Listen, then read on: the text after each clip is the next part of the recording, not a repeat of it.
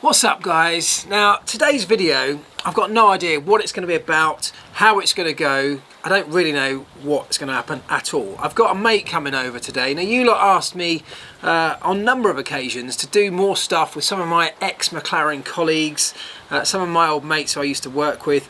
Well, one of them's coming round today and I just thought he's a bit of a funny lad. We had some great times together. I thought I'd just let the camera roll and see what happens. So it could be rubbish or it could be a lot of fun. There you go. Right. I promised you a guest. Here he is. This is my mate Vince. So Vince, on my very first ever day at McLaren, when I rocked up as this spotty little kid at 22 years old, having my dream job just come true, I rocked up. And you know how when you turn up in a new office, they give you somebody to kind of attach yourself to?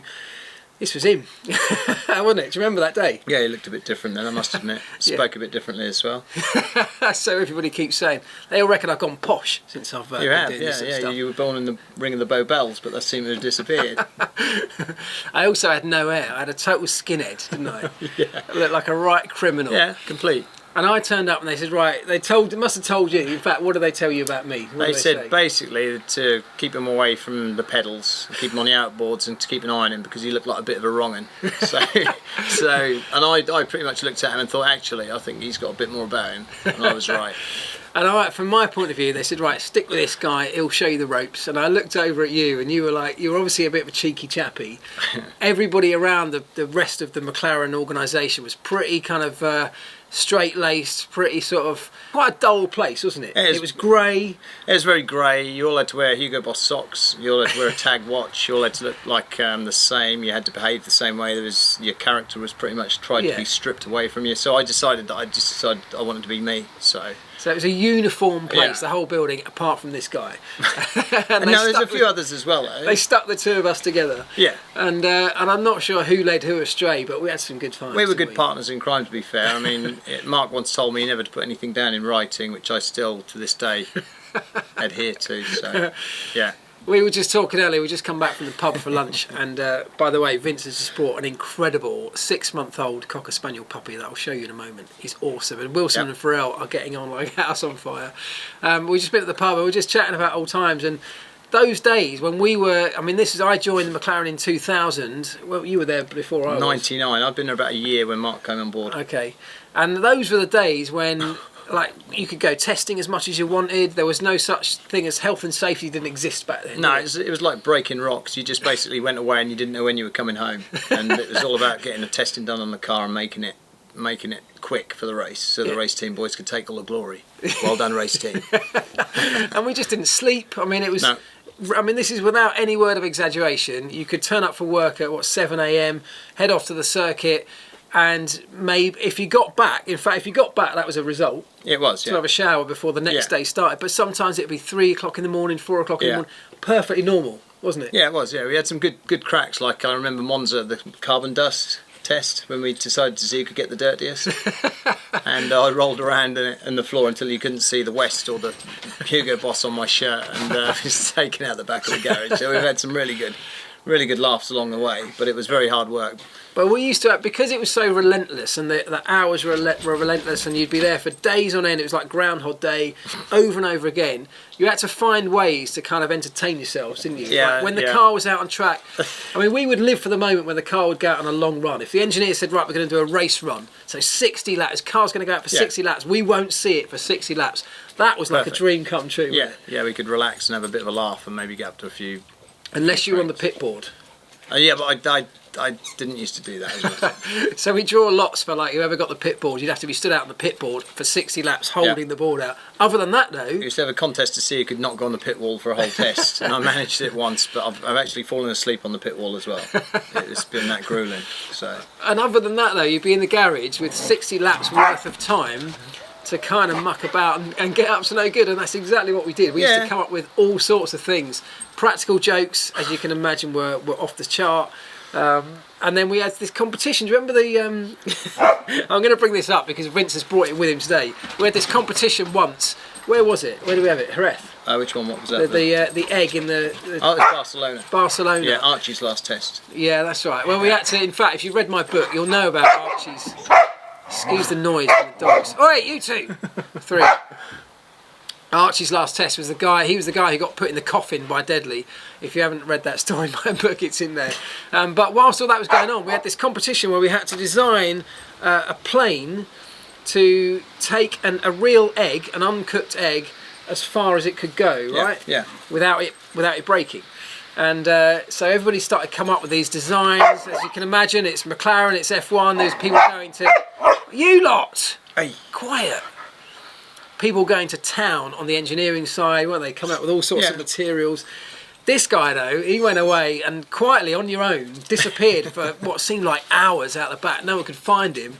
In fact, do you want to go and get it? Yeah, I can grab it. Go and get it. Came up with this incredible solution to the problem of sending an egg. The thing about Vince was, it wasn't just about solving the problem. He had to solve the problem with style. Look what he came up with.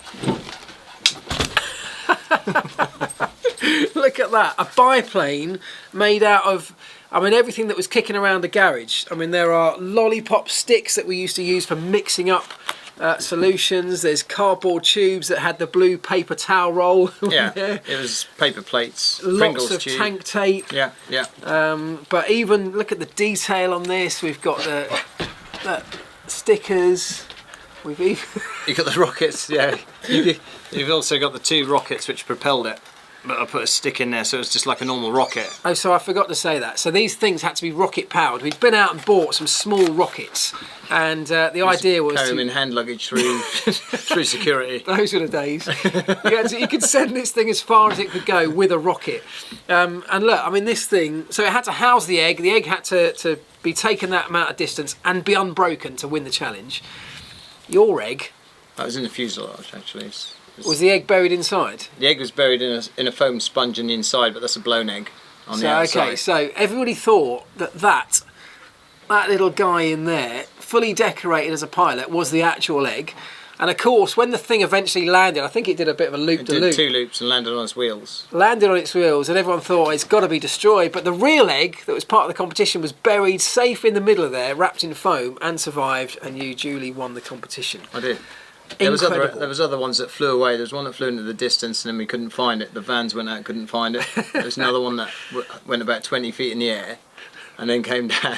Another one went up about 300 feet and then came down. They were all running for cover. There's always various reverse parachute techniques and things like that, wasn't there? The time and resource that went into all stuff like this all the time was unbelievable. You'd imagine, I know you all think that Formula One is the pinnacle, it's all this engineering brilliance and excellence. Well, it is, there it is. And it kind of is, but we used to put it to other uses like this, and that was what made it so much fun, didn't it? It used to be fun, yeah.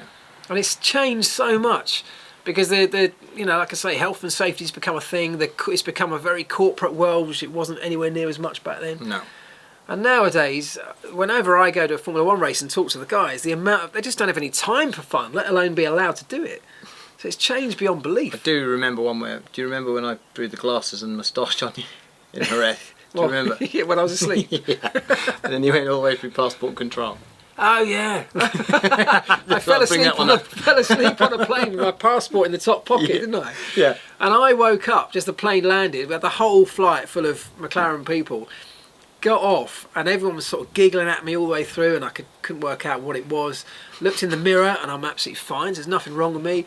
Get to passport control, having queued up for ages. Hand my passport over, and the guy at passport control just pissed himself laughing as he opened it up, and I was like, "What? It's not that funny, mate." And he went, "It is." And he held out my so passport. Not wearing your glasses today, then, sir. Totally defaced with like comedy glasses, moustache, and that was him. So we used to have a laugh, didn't we? Definitely. I mean, in my book. There's some stories about the trashing the vans. Actually, it wasn't reversed to first. It was 5-1 because we used to have 5-1 as well. Yeah, 5-1 where you were in 5th gear and then you put it in the first to see if you could snap the cam belt, which we did it a few times. And Ferrari always used to pick us up. The Ferrari boys used to pick us up. And then there was reverse to first. Yeah. I mean, such a sort of things that you just can't get away with nowadays. No, it's bad. I shouldn't have done it really. But don't recommend it, kids. No, it's not safe. We had a it's laugh, not sensible. Who did you enjoy working with of the drivers most? I'd say I think Mika. Just his dry sense of humour was just off the chart, and I don't think people, until he worked with him, really realised the humour that was in the fella. DC was good fun as well, to be fair. Yeah, he was. Yeah. All of them. Olivier Panis, very funny. Oh, great! Loved Olivier Good laugh, Panis. very funny. We used to call him Oily Penis. Oily Penis, yeah. Because he used to call himself Ollie Panis, but in this real sort of deep French accent, it sounded like Oily Penis. He'd never worked with Brits before, so we introduced him to working with British mechanics, and so we sort of brought his humour into a little bit of an English slant. So. Yeah, he was a good lad. Alexander Wirtz was good fun as well. Oh, so much fun. He was a surfboarding type dude or skateboarding dude, wasn't he? Yeah, total good space fun. cadet, but proper legend, I mean, but that's it. The test team was more fun. I mean, you didn't go into the race team. No, I decided to leave just before. But the test team was so much more fun because it was F1, but it was away from the cameras. It was much more relaxed, and every team in the pit lane had a test team. So we all used to get on so well. Even amongst the teams, we had such a good laugh. It was good fun. We had a lot of camaraderie and There was a few. We used to just get tired, and then it would. Sometimes people get angry and get waspy. I tended to get to 11 o'clock and then just start to spark up a bit, pipe up, and then start mucking about too much and annoy people. You needed people like you in the garage, because at 11 o'clock you're starting to wilt after a long day and you've still got at least 3 or 4 hours of work left to go. I needed people like him to just lift the level. So you'd crank the music up, you'd start dancing around the workshop. Smarties. One of my favourite ones, we had a truckie called Jeff. And he always used to eat Smarties, little boxes of Smarties, and chuck them back. So I changed the Smarties for little nuts, I remember that. Like metal nuts. You spat them out. Do you remember that? We used to have a constant gag, which was the gearbox guy, because at the end of every day they'd have to take the gearbox off, take all the ratios out of the gearbox, so all the internals would come out, be put into a tray, they'd inspect everything, and then eventually put it all back together. And without fail, I mean, I think sometimes it was you, sometimes it was me, sometimes others, we would either take a piece out or put an extra piece back into the gearbox man's tray. So he'd, "Oi, stop it! Dogs are digging a hole." So when he'd finally, at the end of it, construct the whole gearbox, this incredibly complex bit of kit, all back together with every piece, there'd be one little washer or spacer or something left in the tray. All those sorts of things were great. Super gluing trays down, super gluing tools down, tie wrapping tools together. Super gluing people's shoes to the floor when they took them off to get in the car. Let's get Ricky Bobby in. Come on, Ricky. Let's save him. Rick, come here. Rick. Wilson and Farrell are tearing round, just knocking the poor little guy over like a skittle. Come here, buddy. Come here. Come here, look. Oh, come here. Look at him. Look at him. Look, it's Ricky Bobby. Hello, Rick. Look. Ricky Bobby. Look, he's so cute. My two love him, but they don't realise he's only little. They keep knocking him over. He's like a drowned rat because we've been up the river. Hey, buddy. All right, mate. Hey. Awesome. There's one other thing I've got to show you that Vince has brought down with him that he made. Go and get the Rock 8 bolter. Because when I talk about us creating stuff when we had a bit of downtime when the car was out on track, I mean, I'm not talking about paper aeroplanes. I'm talking about stuff like this. I mean, the detail. But Vince is a very creative character. He's an artist, and he went away with a bunch of clay that he happened to have or brought somewhere, and came back with this beauty, which he called Rock 8 bolter. Is he just freestanding? Yeah, he's freestanding. He's a bit old now. He's a bit fragile. His hands are. Hopefully that will focus on that. He's a little effigy of us, basically, of the bolters, the mechanics that used to work at the team. But one particular guy who we won't name, let's just say he was a little bit heavy-handed on the old spanners, which is what I guess was the inspiration behind this. But the detail that went into these things was unbelievable. And what else did we do? That was cool. Wilson! I can't get my notes. Bring that in. Don't let him see my maps. They'll think I'm fucking crazy, mate. Seriously, just don't. Is like You've got to edit this before I see it as well, mate. Honestly, you can't put. Oh, I know what we should talk about. You know when people used to leave the team? Oh yeah. And we used to like Maurizio thrash them. Yeah. So some of you guys know, because I've talked about it, and if you've read the book, you'll know about the whole idea of people being dyed blue. and I dyed Kimmy's hands. You know, many of you know that story. But that came from the fact that anybody who left the team generally got trashed in general, not just at our team but any team, didn't they? They would get strapped to a tyre trolley, with tie wrapped up. Yeah, food stored over the week, waste food, drinks, it was awful. You name it, dye. You'd get covered in whatever anybody could come up with, and people planned this all week. They would, the chefs and the kitchens at every team would just have a great big vat of stuff, leftovers, food. There was one particular guy within our company who you didn't really want to do over, and he was particularly constructed a coffin. Well, yeah, he had no limits, did he? No limits whatsoever. Maximum respect for that person, by the way, just in case he ever hears this.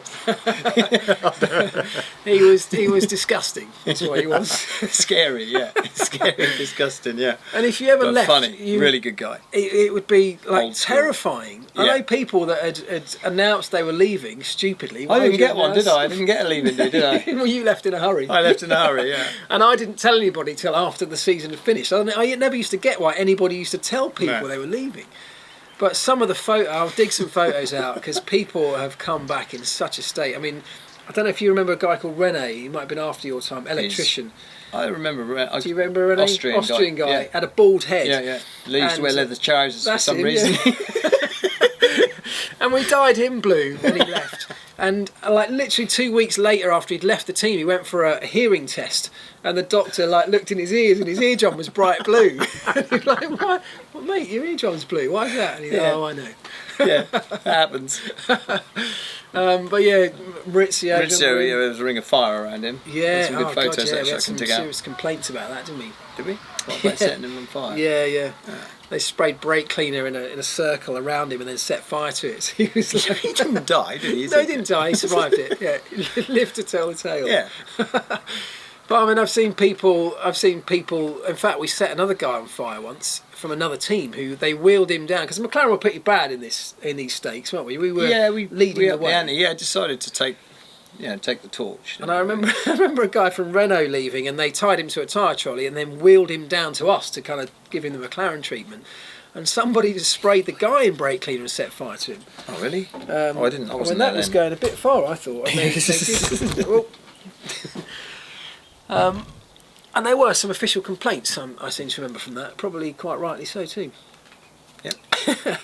Yeah, we had some good times, mate, didn't we? For sure. Yeah. Do you miss it? I miss the laughs, yeah. Yeah. I mean, I've got to be sensible within my work nowadays.